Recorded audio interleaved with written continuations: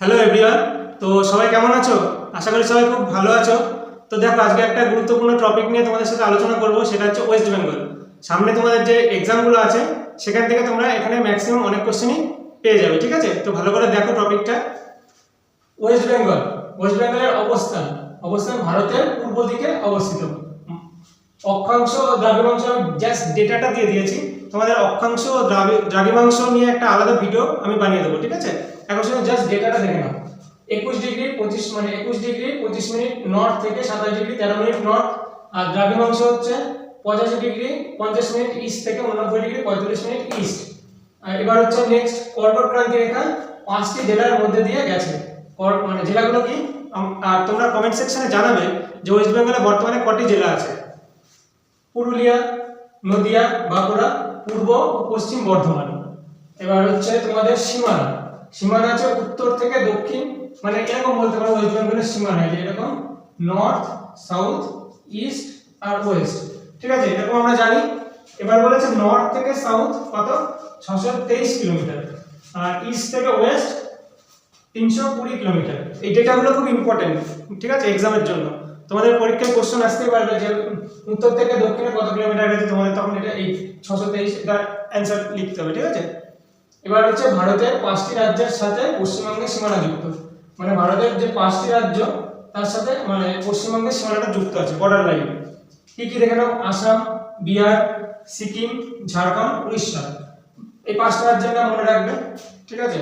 এর মধ্যে সবথেকে বেশি আছে ঝাড়খণ্ড, মনে রাখবে। সবথেকে বেশি সীমানা আছে ওয়েস্ট বেঙ্গলের সাথে কোথায়? ঝাড়খণ্ড। এবার পশ্চিমবঙ্গের আয়তন, আমরা পশ্চিমবঙ্গের আয়তন হচ্ছে হাঙ্গেরির আয়তনের সমান। পশ্চিমবঙ্গের যা আয়তন সেটা হচ্ছে হাঙ্গেরির আয়তনের সমান। আয়তন কত? 88,752 কিলোমিটার। এবার হচ্ছে ভারতের মোট আয়তন, মানে এটা গেল হাঙ্গেরির সাথে পশ্চিমবঙ্গের আয়তন সমান। এবার ভারতের মোট টোটাল আয়তন আর পশ্চিমবঙ্গের আয়তনের মানে ভারতের যে আয়তন সেটা 2.67% হচ্ছে ওয়েস্ট বেঙ্গলের আয়তন, ঠিক আছে? এবার ওয়েস্ট বেঙ্গলের 3টি দেশের সাথে যুক্ত। একটা হচ্ছে বাংলাদেশ, নেপাল, ভুটান। আর সবথেকে বেশি বাংলাদেশের সাথে যুক্ত, মনে রাখবে, ঠিক আছে? এবার হচ্ছে চিকেন নেক্স কাকে বলে? চোপড়া। মানে আমরা চিকেন নেক্স কাকে বলে? চোপড়াকে বলা হয়। চোপড়া কোন জেলায় অবস্থিত? উত্তর দিনাজপুর। এটা খুব ইম্পর্টেন্ট কোশ্চেন। চিকেন নেক্স মানে কোথায় অবস্থিত? চোপড়া। চোপড়া কোন জেলায়? উত্তর দিনাজপুর। এবার আমাদের ওয়েস্ট বেঙ্গলের লোকসভা কটা? 42টা।